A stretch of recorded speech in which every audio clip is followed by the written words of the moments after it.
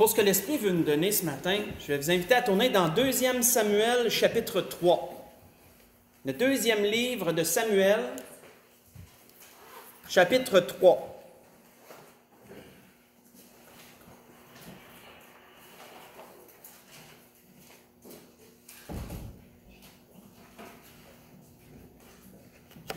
On va lire à partir du verset 6 jusqu'au verset 12.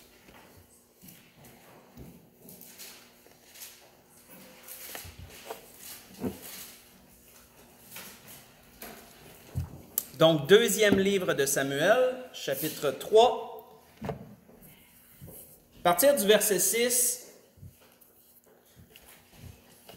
voici qu'il est dit, « Pendant la guerre entre la maison de Saül et la maison de David, Abner tint ferme pour la maison de Saül.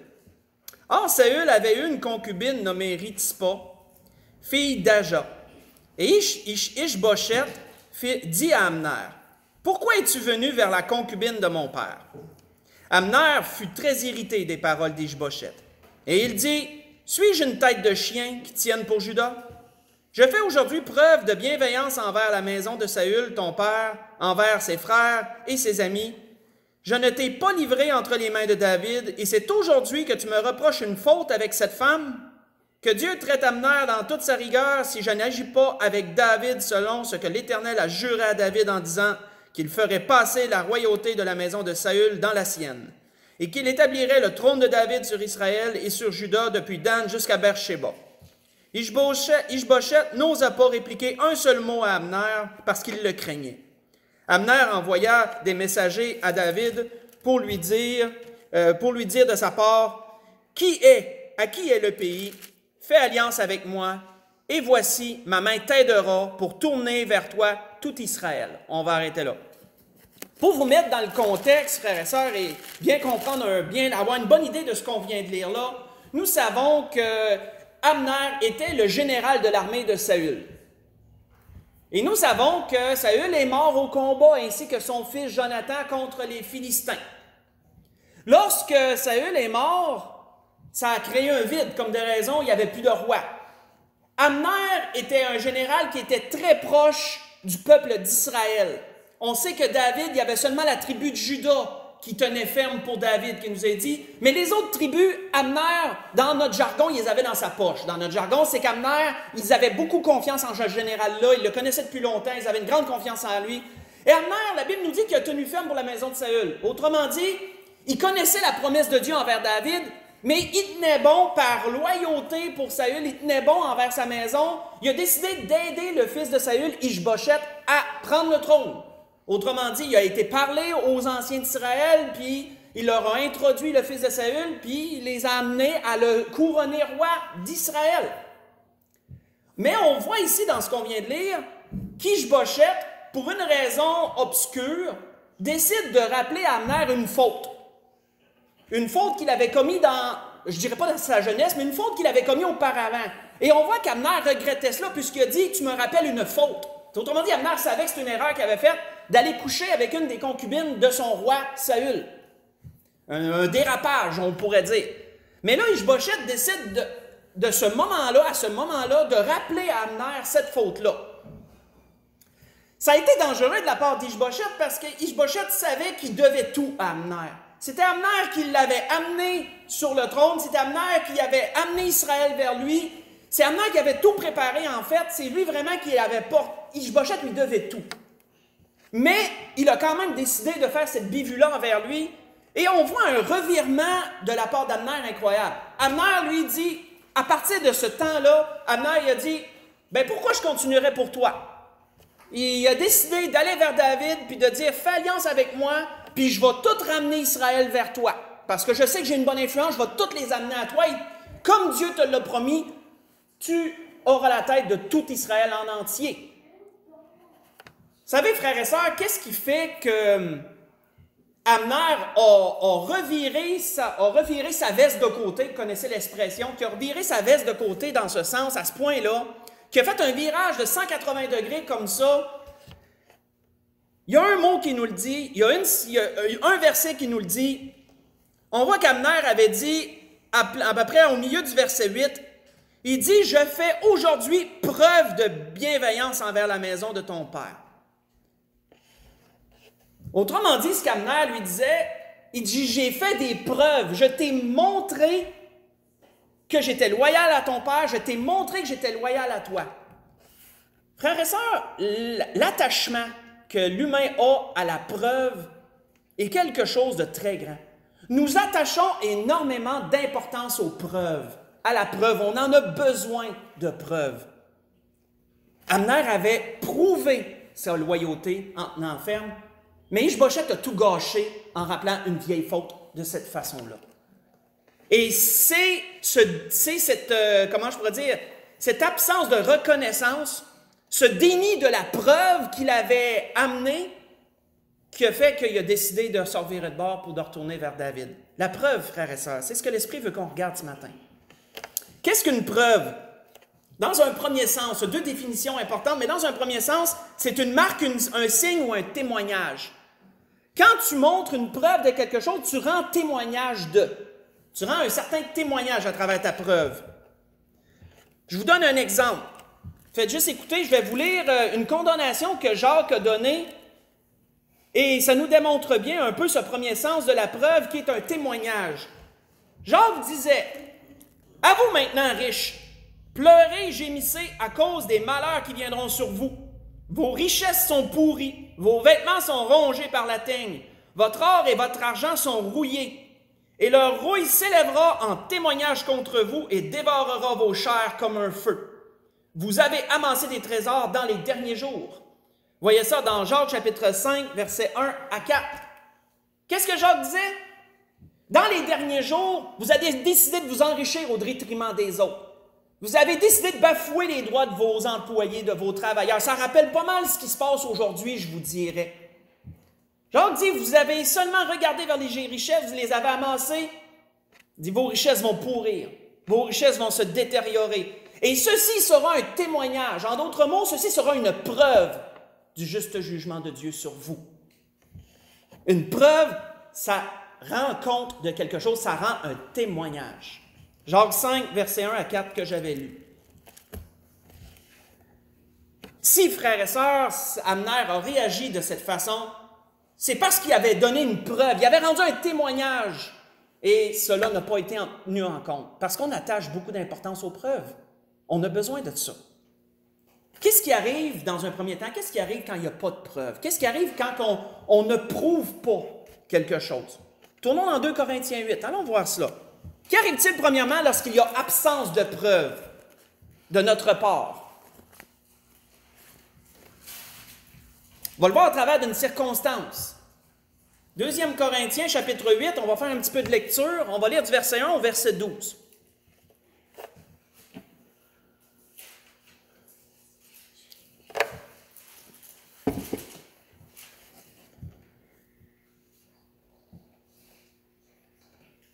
Deuxième Corinthiens, chapitre 8.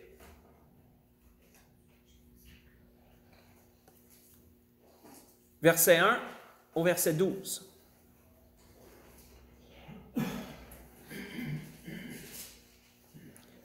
L'apôtre Paul disait aux Corinthiens, « Nous vous faisons connaître, frères, la grâce de Dieu qui s'est manifestée dans les églises de la Macédoine. »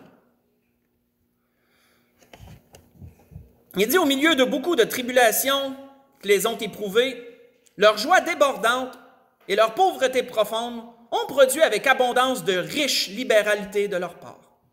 Ils ont, je l'atteste, donné volontairement, selon leurs moyens et même au-delà de leurs moyens, nous demandant avec de grandes instances la grâce de prendre part à l'assistance destinée aux saints.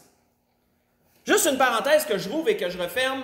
Il nous est mentionné, entre autres dans l'Épître aux Romains, qu'il est survenu de grandes tribulations pour les chrétiens de Jérusalem. Certains étaient dans une extrême pauvreté et l'apôtre Paul avait cru bon de mentionner cela, de mentionner ce besoin aux églises, des nouvelles églises qui avaient été ouvertes, des églises, autrement dit des païens qui s'étaient convertis. Nouvelles églises. Entre autres, il avait mentionné premièrement aux Corinthiens. C'est pourquoi et je vais vous expliquer la situation lorsqu'on va avoir complètement lu, Mais il y avait ce besoin à Jérusalem et l'apôtre Paul en avait parlé aux Corinthiens, entre autres. Et aussi les autres églises en étaient venues qu'à le savoir. Donc, c'est pourquoi il nous parle de l'assistance destinée aux saints. Les saints étant les chrétiens de cette époque-là qui étaient dans le besoin. Et non seulement ils ont contribué comme nous l'espérions, mais ils se sont d'abord donnés eux-mêmes au Seigneur, puis à nous par la volonté de Dieu. Nous avons donc engagé Tite à achever chez vous cette œuvre de bienveillance comme il l'avait commencé. De même que vous excellez en toutes choses, en foi, en parole, en connaissance, en zèle, à tout égard.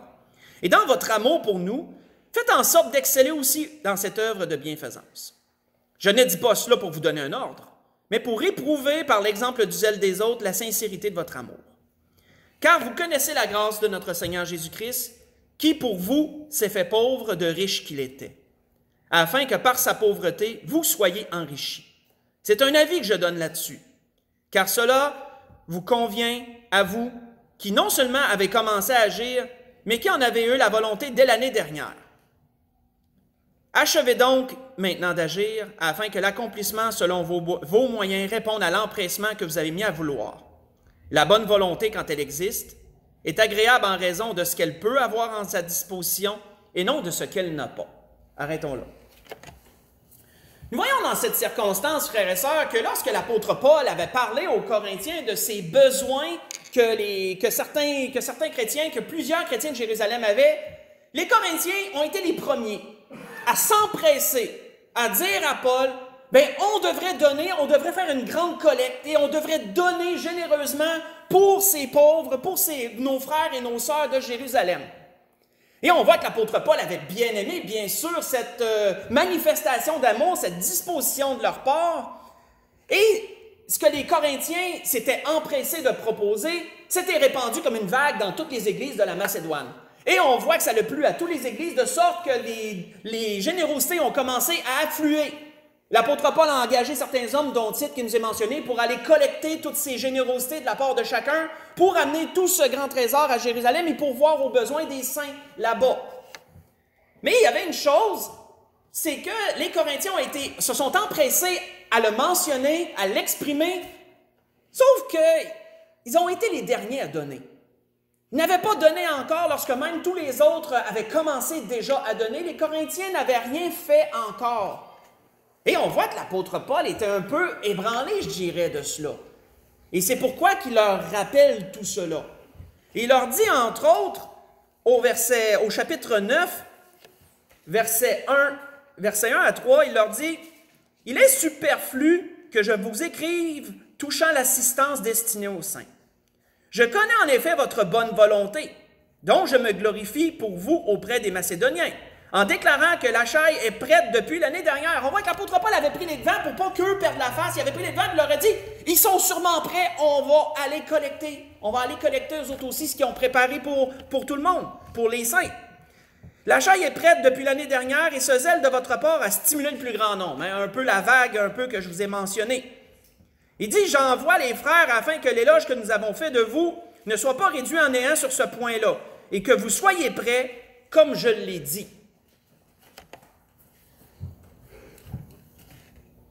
On voit, frères et sœurs, que l'absence de preuves, parce qu'on voit ce qu'on voit ici jusqu'à présent, on ne voit pas de preuves. On voit une absence de preuves. Ce qu'on voit ici jusqu'à présent, c'est de la bonne volonté. C'est des paroles qui manifestent une bonne volonté de l'esprit, une bonne volonté du cœur, mais il manque quelque chose. Qu'est-ce qui arrive comme ça quand il peut manquer de preuves de cette façon-là? Parce que souvenez-vous, les gens ont besoin de voir des preuves. On a besoin de ça.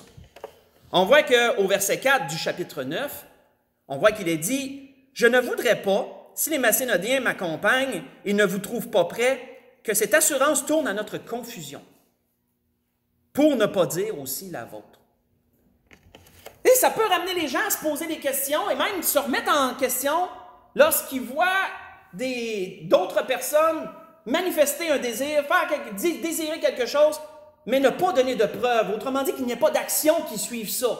Parce que souvenez-vous, la preuve, c'est premièrement quoi? C'est un témoignage. Comment pouvaient-ils régler cette question-là, les Corinthiens? Dans le chapitre 8, le verset 24, l'apôtre Paul leur donne la réponse. Comment pouvaient-ils régler le cas? Il leur a dit, « Donnez-leur donc à la face des églises la preuve de votre amour. Montrez-leur que nous avons sujet de nous glorifier de vous. Autrement dit, si vous leur manifestez des preuves, si vous faites ce que vous dites, il n'y aura pas de confusion, les gens vont vraiment voir les choses, le témoignage va être rendu. L'apôtre Paul voulait qu'ils comprennent que la bonne volonté du cœur et de l'esprit à travers des paroles, c'est une chose. Mais les gens ont besoin de preuves aussi. Les gens ne peuvent pas toujours s'appuyer seulement sur des paroles. Les gens ont besoin de preuves. On a besoin de ça. On attache une importance à ça et c'est normal. Mais dans un premier temps, on voit que la preuve veut dire ça, on voit que la preuve veut dire un témoignage. Mais pourquoi la preuve est aussi importante? C'est parce que ça va encore plus loin. Et là, une définition encore plus profonde. Tournons dans Job. Tournons dans Job, chapitre 12. On voit que Job relève cette deuxième définition à travers de ce qu'il dit. Job, chapitre 12.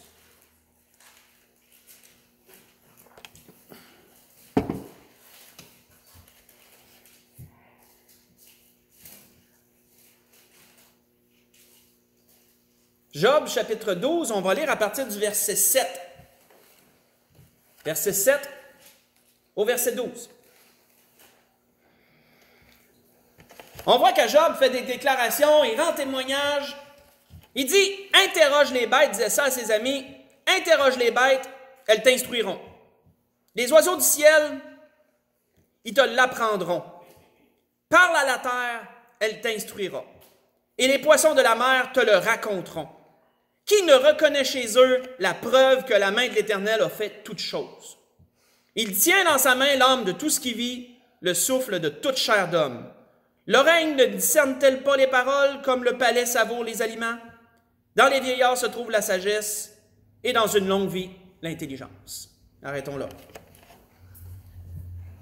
Vous savez, de nos jours, il y a plusieurs scientifiques qui avancent, et vous connaissez la théorie, que toute la création est basée sur un hasard. Ils avancent que, là, des centaines de milliards d'années dans le passé, il y aurait eu 2 gigaplanètes, astéroïdes, je ne sais pas trop comment les nommer, qui se seraient frappés et que de cette collision, plusieurs fragments se seraient répandus dans l'univers et ces fragments auraient été des planètes, seraient devenus des planètes, des étoiles. Et que la Terre ferait partie de ces fragments, et que de cette collision gigantesque avec l'énergie qui se serait déployée de tout ça, serait née la vie. C'est une belle théorie. Ça. Beaucoup d'imagination. Autrement dit, tout ce qu'on a aujourd'hui, tout ce qu'on voit, tout ce qui est depuis Adam et Ève, reposerait sur le hasard. Une chance que c'est arrivé, parce que sinon, il ne serait rien passé partout. En d'autres mots, c'est ça que ça veut dire. Un malheureux hasard a fait, ou un heureux hasard a fait qu'on a une création, puis tous les êtres humains existent, tous les animaux, les plantes, etc. Mais on voit qu'il y a d'autres scientifiques, c'est pas tout le monde qui appuie ça en passant. Il y a des scientifiques qui ont encore une tête sur les épaules, puis qui disent que c'est impossible qu'avec toute la diversité de l'écosystème, qu'on parle des bactéries, qu'on parle des plantes, qu'on parle des insectes, il est impossible que tout cela découle d'un hasard. C'est absolument impensable. Il y en a qui ont encore une tête sur les épaules. Ils font référence à ce que Job disait.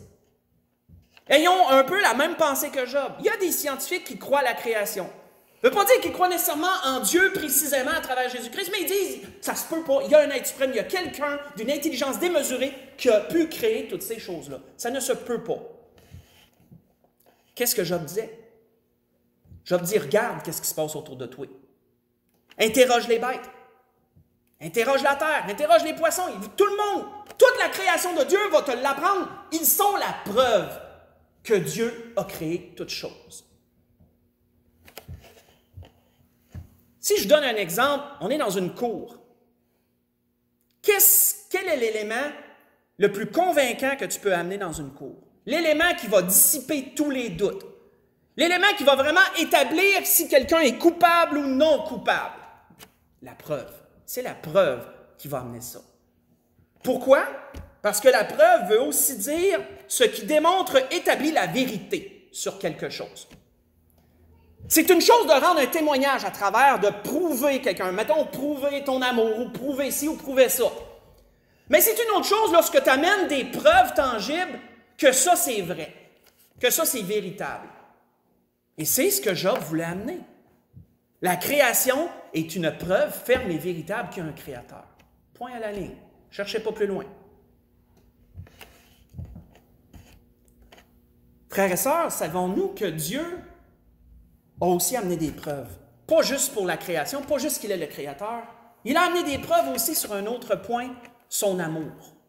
Il a amené aussi des preuves dans ce sens-là. Pas juste un témoignage, mais vraiment là, de démontrer qu'il est véritable, son amour est véritable, elle est vraie, et que lui-même est vrai. Tournons dans Romains 5, allons voir la preuve que Dieu a donnée en ce sens.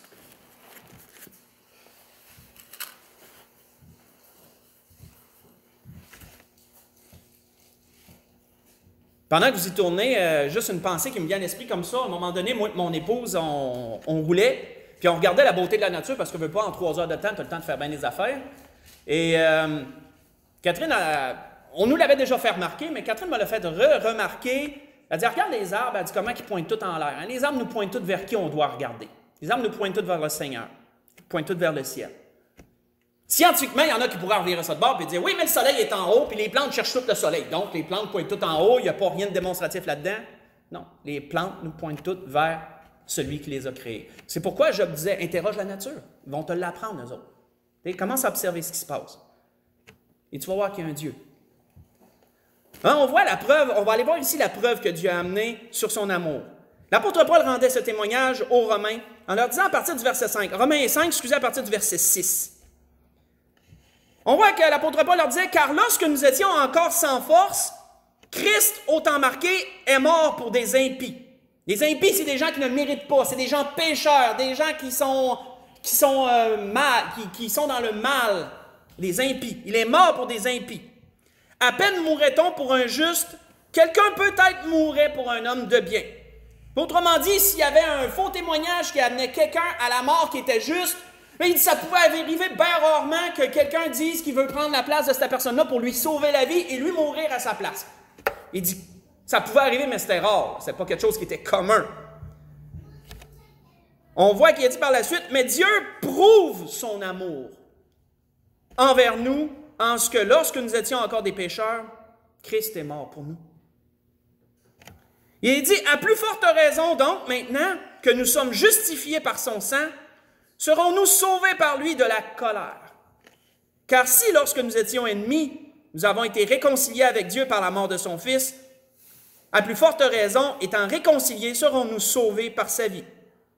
Et non seulement cela, mais encore nous nous glorifions en Dieu par notre Seigneur Jésus-Christ, par qui maintenant nous avons obtenu la réconciliation.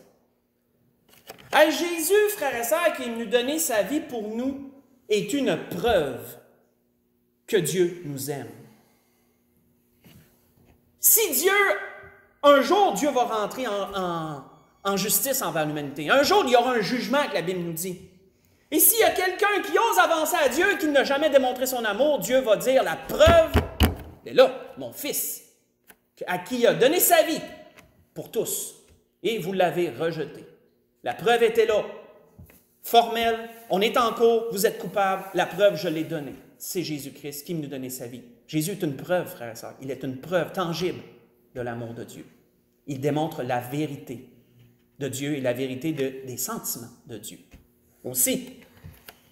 Et j'ai resté surpris, on a lu ça souvent, mais faites juste écouter. On voit que lorsque l'apôtre Paul a rendu témoignage aux Athéniens, l'apôtre Paul a parlé de la résurrection de Jésus. Et j'ai resté surpris, parfois, vous savez, on lit souvent sur une même chose, puis à un moment donné, l'Esprit nous arrête sur une phrase ou un mot, puis là, on dit, ben oui, comment j'ai pas vu ça avant? Écoutez bien ce que l'apôtre Paul avait dit aux Athéniens à propos de la résurrection du Seigneur. L'apôtre Paul leur dit, Dieu, sans tenir compte des temps d'ignorance, annonce maintenant à tous les hommes en tout lieu qu'ils ont à se repentir.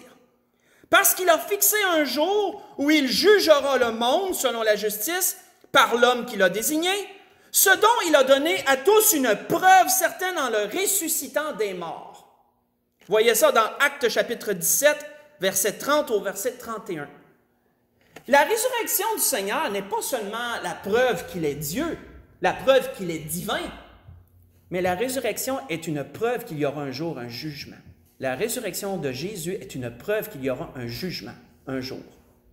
C'est pourquoi l'apôtre Paul disait qu'un jour Dieu va juger.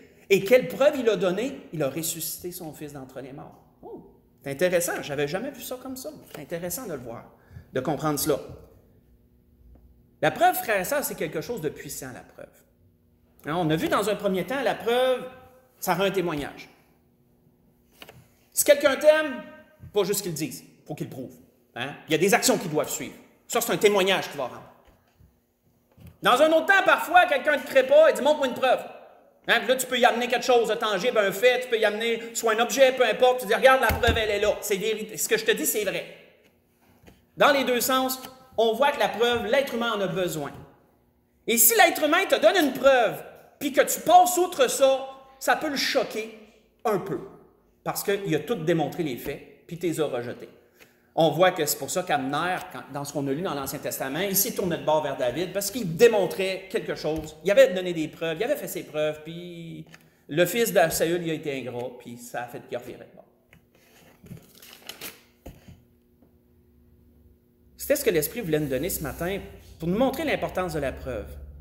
Que vous savez, parfois, peut-être comme les Corinthiens, on s'empresse de parler. On est rempli de bonnes intentions, rempli de bonne volonté. Parfois, on dit des choses, mais il faut qu'il y ait des preuves qui suivent aussi. Il faut qu'il y ait des preuves aussi qui suivent. Pour conclure, on peut voir, la parole nous donne, l'apôtre Paul disait aux Philippiens, entre autres, quelles seront un jour les preuves qu'on va donner nous-mêmes? Tournons dans Philippiens chapitre 1 pour conclure. Philippiens chapitre 1. On va aller lire deux endroits pour conclure le message de ce matin. Premièrement, dans Philippiens chapitre 1.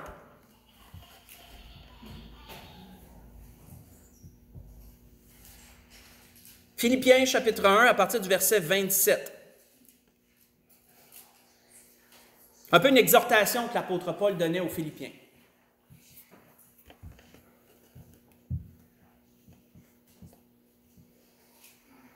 Quoi qu'il ait dit,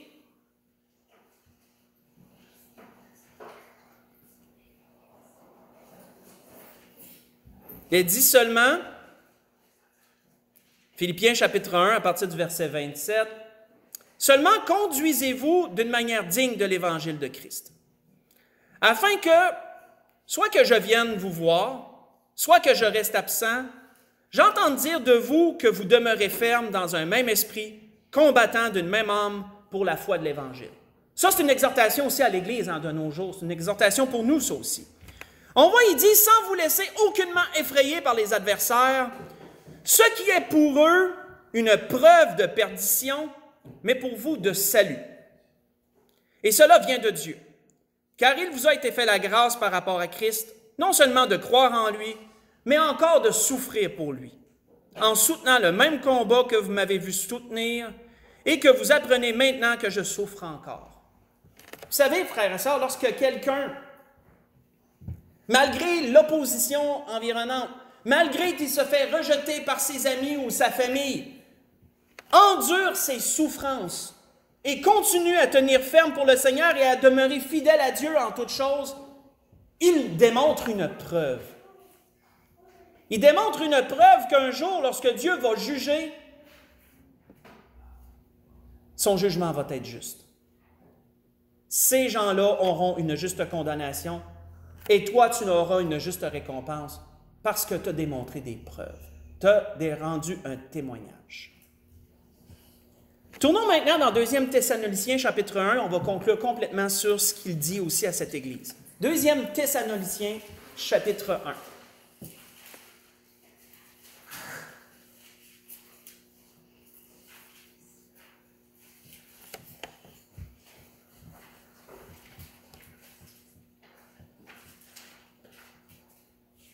À partir du verset 4. 2 Thessaloniciens, chapitre 1, à partir du verset 4.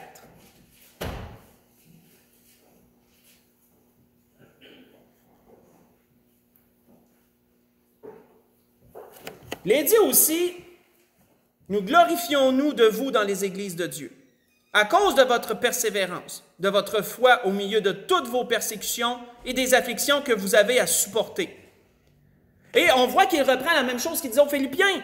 Il dit, c'est une preuve du juste jugement de Dieu. pour que vous soyez jugés dignes du royaume de Dieu pour lequel vous souffrez.